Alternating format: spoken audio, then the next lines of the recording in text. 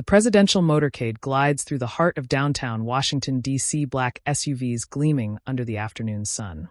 Police lines stretch across intersections, keeping the crowd at bay. A roar of chants echoes through the city streets.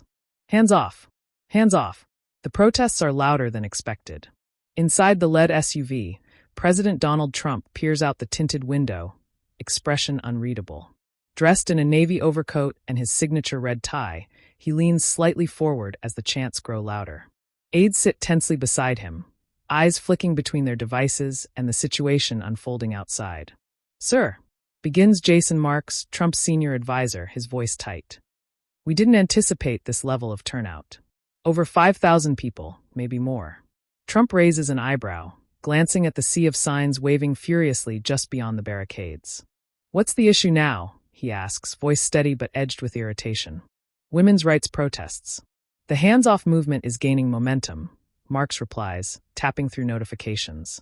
"They're pushing back against proposed legislation." Trump leans back, adjusting his cuffs. The SUV continues its crawl through the tightly secured route, flanked by flashing police escorts. "They always protest," he mutters, then turns to Marks. "But this loud? Right in D.C.? We're blocks from the White House." The aide swallows hard. "We can reroute the motorcade if you want, sir. Avoid Lafayette Square entirely." But Trump doesn't respond immediately. His eyes are locked on something ahead. The motorcade slows. Up ahead, the protesters have clustered near the barricades, hundreds of them pressing against the perimeter. A group of women clad in bright pink jackets hold a massive banner reading in bold letters, "Hands off our rights." Trump's jaw tightens. He doesn't look away. In the second vehicle, Secret Service agents communicate quickly over radio. The lead SUV comes to a halt. The agents step out, scanning the area. Trump's driver turns slightly. "Mr. President, we recommend we hold here. Crowd density ahead is high. We can divert through Constitution Avenue." But Trump raises his hand slowly, silencing the room.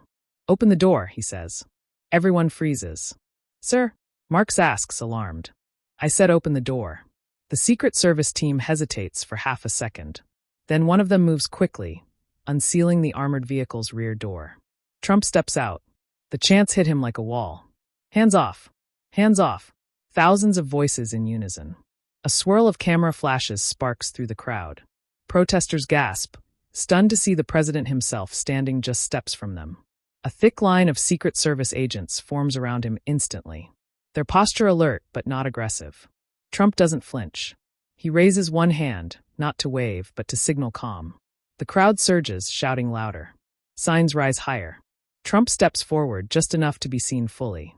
His voice cuts through the air, firm and unshaken. "I hear you," he calls out. The chants waver for a moment. Cameras zoom in. News outlets scramble to broadcast live. Trump's voice echoes again. "You've made your point loud and clear. That's democracy. But don't think for 1 second I'm afraid to show up." A woman near the front yells, "Then listen to us." Trump pauses. The security team inches closer, unsure of what's coming next. But Trump nods slightly, almost imperceptibly. "I'm listening," he says. "I may not always agree, but I respect passion. Just know this, I stand for law and order. And law and order means we debate with voices, not violence." Some in the crowd boo. Others just stare. The tension is razor thin. For a moment, it seems like chaos might erupt. But then something changes. A young protester lowers her sign. Then another. The volume dips, not gone, but softer.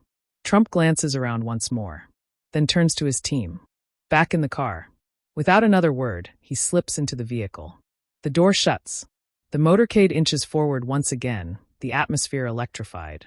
Inside, Marks lets out a breath he didn't realize he was holding. "Sir, that was bold." Trump simply straightens his tie. "Let them yell," he says. "But never let them think I'll hide." The SUV drives on, the chants fading behind. But the moment, unscripted, raw, will be replayed on every news channel by nightfall. Because sometimes leadership isn't about applause. It's about presence, even in the face of opposition.